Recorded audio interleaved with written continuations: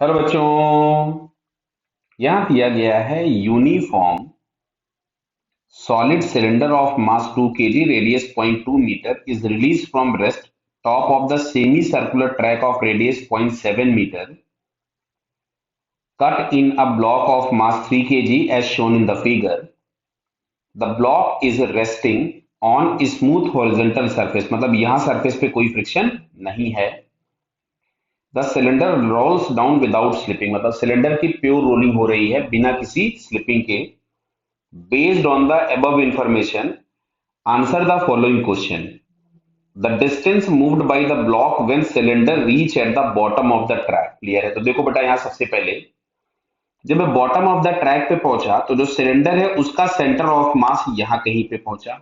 दिख रहा बेटा आपको ये? अच्छा, इनिशियली जो सिलेंडर का सेंटर ऑफ मास था वो यहाँ था। तो ध्यान से देखो, यहां से लेकर के यहां तक का डिस्टेंस जो है वो कैपिटल आर है। तो जो कैपिटल आर हम लोगों के पास दिया गया था 0.7 मीटर है। अच्छा, ये जो छोटा वाला डिस्टेंस होगा, क्या ये स्मॉल आर होगा? मतलब ये 0.2 मीटर होगा।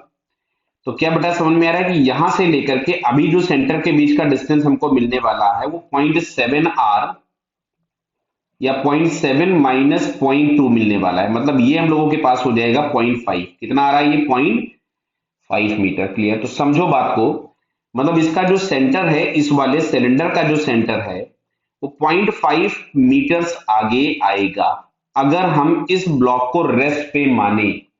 लेकिन अगर हम मानते हैं, जैसा कि होगा भी, कि जब ये सिलेंडर नीचे जाएगा तो ये जो ब्लॉक है वो पीछे की तरफ में जाएगा by some distance x। Clear है? तो अब अगर हम लोग यहां से लिखते हैं कि जो डिस्प्लेसमेंट ऑफ सिलेंडर है विथ रिस्पेक्ट टू ग्राउंड, तो बेटा 0.5 तो वो आगे गया, लेकिन जो ये ब्लॉक था वो x पीछे आ गया। तो ग्राउंड से अगर हम लोग देखेंगे तो 0.5 आगे और x पीछे।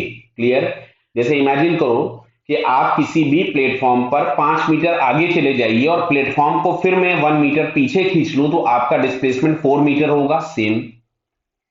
अब अगर मैं यहां पे लिखता हूं displacement of block with respect to ground, तो क्या बेटा वो मेरे को माइनस एक्स दिखेगा क्योंकि अपोजिट डायरेक्शन में है। अगर हम लोग इस डायरेक्शन को पॉजिटिव ले लें, सिस्टम पे जो हॉरिजॉन्टल डायरेक्शन में फोर्स है या एक्स डायरेक्शन में फोर्स है वो जीरो है, तो सिस्टम का centre of mass horizontal direction में डिस्प्लेस नहीं होगा।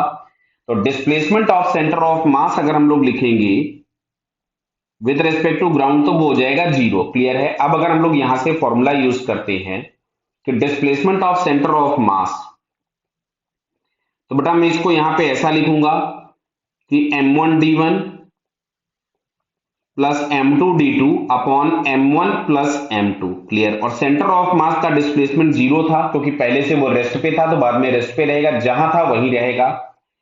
m1 के नाम पे हम लोग लिख लेते हैं, इसको मैं मान लेता हूं m1 मास और इसको मैं मान लेता हूं m2 मास।